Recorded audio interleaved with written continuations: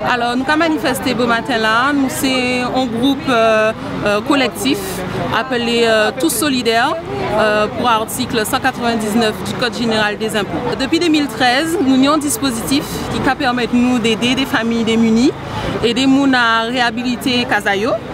Et suite au projet de loi de finances qui est sorti prochainement, c'est un arrêt brutal de ce dispositif.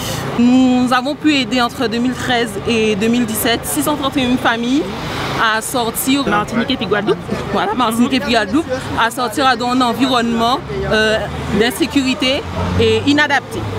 Alors aujourd'hui, nous commandons l'État en seul but, c'est aider nous à pouvoir aider ces gens-là, laissez-nous continuer de travailler parce que c'est des emplois qui sont supprimés, c'est des entreprises locales aussi qui peuvent travaillent encore et c'est de nombreuses familles qui ont été sans solution pour Kazayo. Là, nous avons pour demander au préfet en audience éventuellement.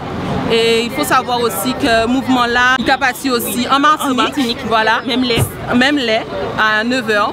Et nous sommes en Martinique et en Guadeloupe, sous palais à préfecture là, pour demander au préfet en audience, aidez-nous parvenir à trouver une solution pour ces gens-là. Nous avons supprimé un article et il n'y a pas de solution pour eux. Nous commandons l'État, soit éventuellement permettre nous de proposer un article permettant en solution, encadrer loi là ça, ou éventuellement faire un butin. Mais nous ne pouvons pas laisser ces gens-là comme ça, sans situation.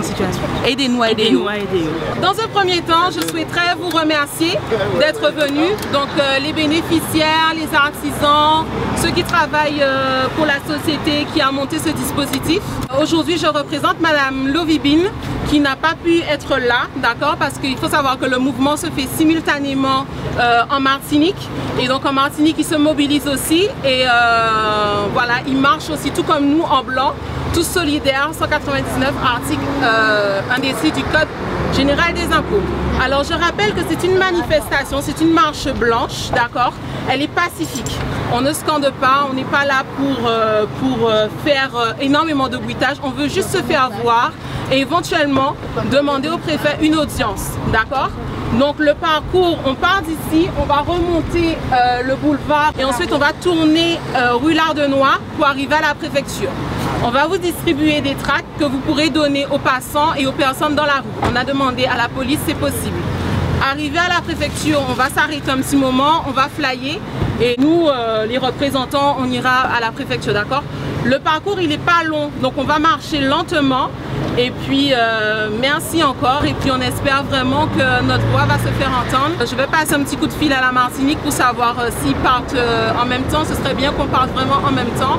Et merci encore à tout le monde. En marche aujourd'hui, c'était pour porter une contribution au moins, non seulement en tant que citoyen, mais aussi en tant qu'entrepreneur qui travaille aussi pour MB Finance et Patrimoine. À cause de ça, on a trouvé que déjà, c'est un système qui est vraiment bien pour le peuple Guadeloupe, ainsi que Martinique, ainsi que pour tout le monde qui y a des difficultés au niveau de maison, au niveau de vie sociale aussi, parce que non seulement ça, ils ont un accompagnement aussi, mais c'est dommage que demain ou après-demain, que voilà, ça a amené à sortir. Et à penser que si tout le monde met la main à la pâte, surtout les élus, ainsi que peuple Guadeloupe, Martinique et d'autres, à penser qu'ils peuvent profiter de ça et pour permettre d'améliorer ça, de façon pour permettre que tout le monde pénit en situation convenable par rapport à Kazayo, ça ne peut pas ranger Kazayo. Parce que moi, en tant qu'entrepreneur, j'ai réalisé que on a fait d'autres entrepreneurs travaillent à travers le réseau nous même. Et ils sont très satisfaits parce que ça permet d'anticiper pas mal de butins pour après-demain. Et réellement, si réellement que ils ont tiré loi là ça, déjà au niveau des travailleurs en Guadeloupe, que ça qui a commencé fait, ça qui est rebaissé encore, et ça a montré que tout ça est bon, qu'à partir. À penser que les élus qui sont incendie, et ainsi que certains monde qui sont bien placés peuvent faire en remonter assez rapidement. D'accord. Est-ce que monsieur le préfet peut nous recevoir éventuellement? Non. Elle n'est pas là, d'accord. On va recevoir notre courrier. Il n'y a pas de Ah, d'accord. Désolé. D'accord. C'est pour ça qu'il est là. Très bien. Bon, ben, merci de nous avoir reçus. Est-ce que vous savez pourquoi on marche? Oui, on a vu. D'accord, très bien.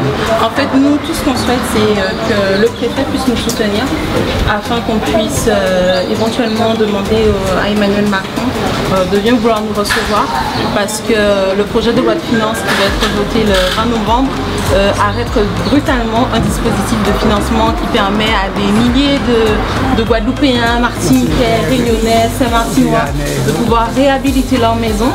Donc nous, tout ce qu'on veut, c'est pouvoir continuer à travailler. Ce sont des emplois qui sont menacés. Ce sont des petites entreprises aussi qui travaillaient, des entreprises locales qui travaillaient pour nous, qui sont menacées. Et ce sont des centaines et des milliers de personnes, notamment des personnes âgées, qui n'ont plus de solution. Donc on veut tout simplement continuer à travailler et que l'État nous permette de continuer à les aider. Voilà. Donc il y a une réponse.